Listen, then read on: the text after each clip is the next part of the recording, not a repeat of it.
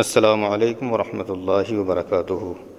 دوستو، ہم آپ کو اللہ کے پیارے نبی حضرت محمد صلی اللہ علیہ وسلم اور شیطان کی ملاقات کا واقعہ بتانے والے ہیں، جس سے آپ کو معلوم ہو جائے گا کہ شیطان ہمیں کس طرح سے برے کام کی طرف لے جاتا ہے۔ اللہ کے نبی اور شیطان کے بیچ کیا باتیں ہوئیں، کیا سوالات اور کیا جواب ہوئے تھے، وہ سب کچھ آج ہم آپ کو اس ویڈیو میں بتائیں گے۔ دوستو، آپ سے گزارش ہے کہ ویڈیو میں آخر تک بنے رہیں۔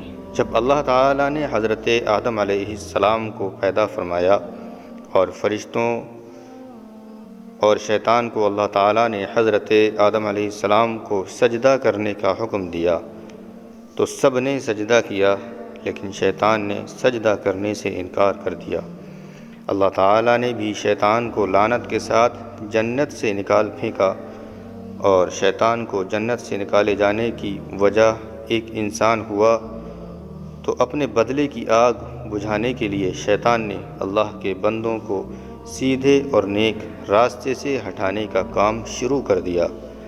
کئی نبیوں اور رسولوں کے دور میں شیطان ان سے ملاقات کرتا رہا اور ان کی قوم کو تباہ اور برباد کرنے کے لیے الگ الگ چالیں چلتا رہا اور ان کو گمراہی میں ڈالتا رہا، جس کی وجہ سے ان پر دردناک عذاب آئے اور ان کا نام و نشان مٹ گئے۔ ایک مرتبہ جب حضرت موسیٰ علیہ السلام سے شیطان کی ملاقات ہوئی تو شیطان نے حضرت موسیٰ علیہ السلام سے کہا، اے موسیٰ، اللہ تعالیٰ نے آپ کو اپنے رسالت کے لیے اپنا نبی بنا کر آپ کو دنیا میں بھیجا ہے، اور آپ اللہ تعالیٰ سے باتیں بھی کیا کرتے ہیں۔ میں بھی خدا کی مخلوق میں شامل ہوں، اور مجھ سے ایک گناہ ہوا ہے، اور اب میں اس گناہ سے توبہ کرنا چاہتا ہوں۔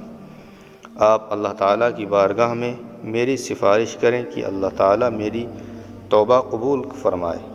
حضرت موسیٰ علیہ السلام نے اللہ تعالیٰ سے شیطان کے لیے دعا کی۔ اللہ تعالیٰ کی طرف سے حکم ہوا، اے موسیٰ، ہم تمہاری دعا قبول کریں گے۔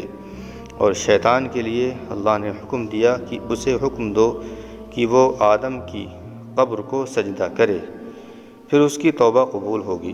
شیطان نے انکار کیا اور گھمنڈ اور غصے میں آ کر کہنے لگا کہ جب میں نے حضرت آدم علیہ السلام کو ان کی زندگی میں سجدہ نہیں کیا تو آج ان کی قبر کو بھی سجدہ نہیں کروں گا۔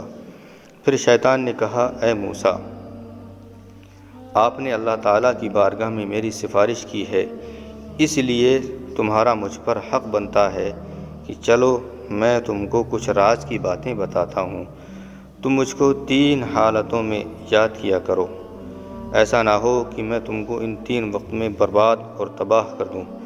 ایک تو غصے کے وقت مجھے یاد کیا کرو، کیونکہ میرا فتنہ تمہارے دل میں ہے اور میں تمہارے رگوں میں، تمہارے پشت میں خون کی طرح دوڑتا ہوں۔ دوسرا، نیک کام کے وقت مجھے یاد کیا کرو، کیونکہ میں انسان کے پاس اس وقت جاتا ہوں جب وہ کوئی نیک عمل کر رہا ہوتا ہے اور کام کرنے سے روکتا ہوں۔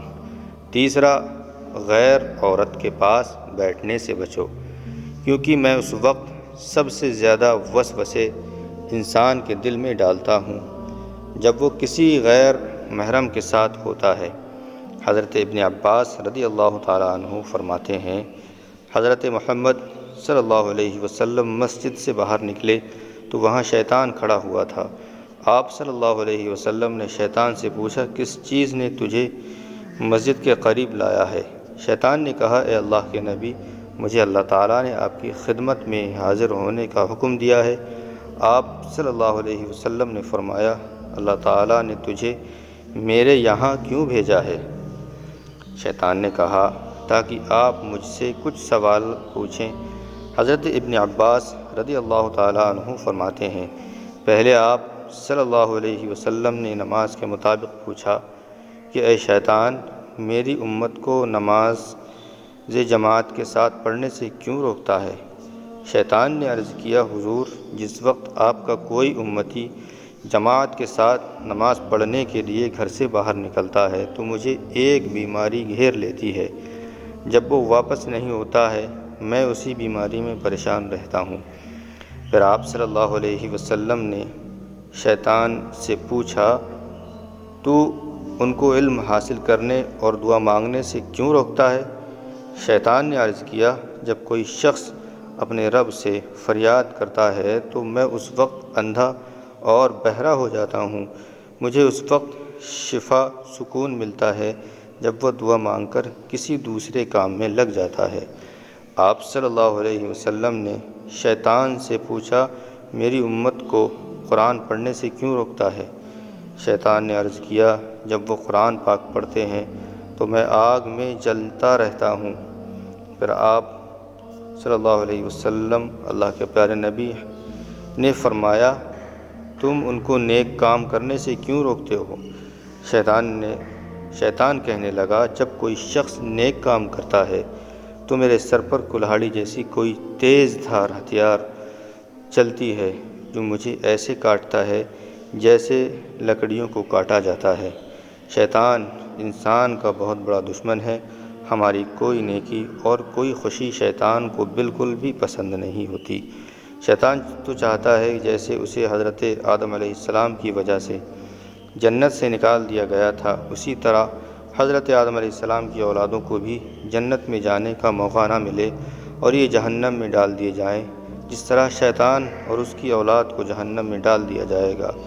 اسی لیے شیطان لاکھ کوشش کرتا ہے کہ انسان کو صحیح راستے سے بھٹکا دے، برے کام کی طرف لے جائے، شراب، جوا، چوری، زنا اور دوسرے برے کاموں میں ان کا دھیان لے جائے اور ان کی آخرت کو تباہ و برباد کر دے۔ اللہ تعالیٰ سے دعا ہے کہ ہمیں شیطان کے مکر و فریب اور اس کی چالوں سے بچائے۔